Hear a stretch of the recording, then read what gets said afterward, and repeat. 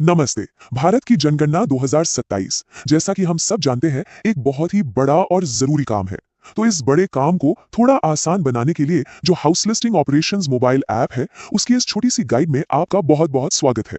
तो आज हम क्या क्या देखने वाले हैं? सबसे पहले जनगणना, मकान का पता लगाना, फिर उसकी बनावट की जानकारी रिकॉर्ड करना, इसके बाद मकान का इस्तेमाल कैसे हो रहा है ये तय करना, ऐप में सवालों के बीच आगे पीछे कैसे जाना है ये देखेंगे, और आखिर में सबसे जरूरी डेटा की सच्चाई को पक्का करना। चलिए इन 5 जरूरी हिस्सों को एक एक करके समझते हैं ताकि हमारा काम बिल्कुल सही और तेजी से हो।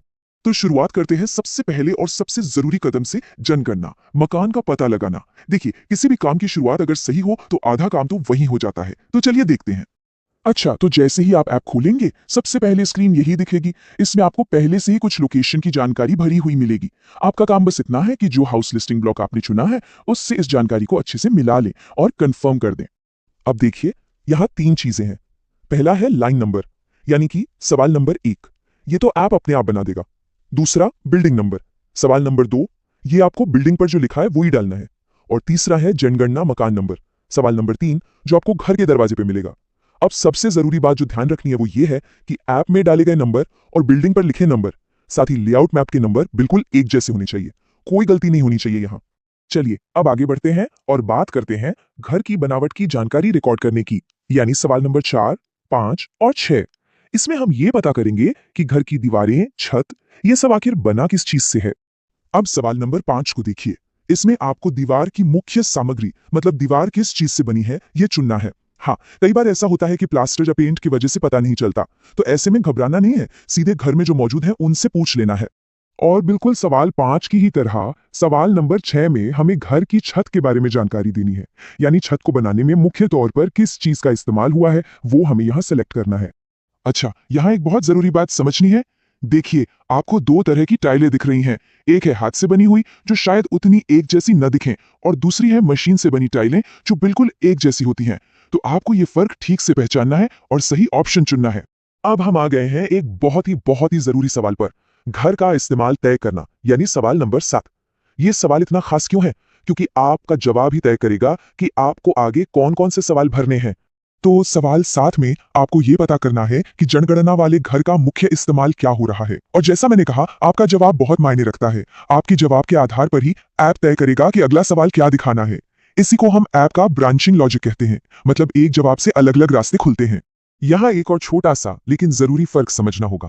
एक होता है संस्थागत परिवार और एक होती है संस्था। देखिए जब कुछ ऐसे लोग जो रिश्तेदार नहीं है एक साथ रहते हैं, जैसे हॉस्टल में या किसी वृद्धाश्रम में, तो उसे संस्थागत परिवार कहते हैं। लेकिन जब किसी इमारत का इस्तेमाल रहने के लिए नहीं बल्कि किसी और काम के लिए होता है, जैसे कोई स्कूल या अस्पताल, तो उसे संस्था कहते हैं। ये फर्क ध्यान में रखना बहुत जरूरी है। तो चलिए देखते हैं ये ब्रांचिंग लॉजिक काम कैसे करता है। अगर आप चुनते हैं कि घर निवास के लिए है तो आपको सारे 34 सवाल भरने होंगे। अगर वो संस्थागत निवास है तो आप सीधे सवाल 11 पर पहुंच जाएंगे। अगर वो निवास से अन्य है, मतलब रहने के साथ कुछ और भी काम होता है, तो भी सारे 34 सवाल भरने हैं। और अगर घर का इस्तेमाल रहने के लिए नहीं होता, मतलब वो गैर आवासीय है, तो आगे कोई सवाल नहीं आएगा। और हाँ, अगर घर खाली है तो भी कोई और जानकारी नहीं भरनी। देखा आपने कितना स्मार्ट है ये ऐप। ठीक है, अब जरा ऐप को चलाने की बात कर लेते हैं।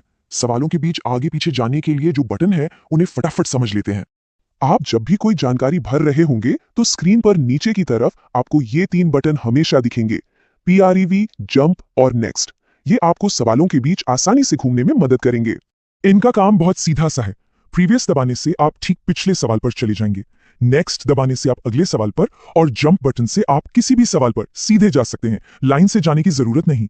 तो अगर कुछ ठीक करना हो या किसी सवाल पर सीधे पहुंचना हो तो ये बटन बहुत काम के हैं। और अब आते हैं हम अपने आखिरी और सबसे जरूरी हिस्से पर, डेटा की सत्यता सुनिश्चित करना, यानी ये पक्का करना कि हमने जो भी मेहनत की है वो सही सलामत सेव और अपलोड हो जाए।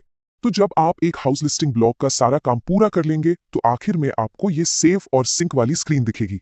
यहाँ पर आपको एक हस्ताक्षर करके कंफर्म करना होगा कि सारी जानकारी सही है। ये आपका फाइनल कंफर्मेशन है। तो इस पूरी प्रक्रिया का एक गोल्डन रूल है जिसे हमेशा याद रखना है। पहले पूछें, फिर जानकारी को सत्यापित करें, उसके बाद उसे रिकॉर्ड करें, फिर एक बार समीक्षा करें, फिर सिंक करें और आखिर में पूर्ण चिन्हित करें। बस ये 6 कदम हर घर के लिए फॉलो करने हैं और आपका डेटा एकदम बढ़िया क्वालिटी का होगा। तो सोचिए, अगर हम सब इस प्रक्रिया को लगातार और सही तरीके से अपनाएं, तो इससे न सिर्फ गलतियां कम होंगी, बल्कि पूरी राष्ट्रीय जनगणना की क्वालिटी कितनी बेहतर हो जाएगी। ये सिर्फ डेटा एंट्री नहीं है, ये हमारे देश की एक सच्ची और भरोसेमंद तस्वीर बनाने का एक हिस्सा है।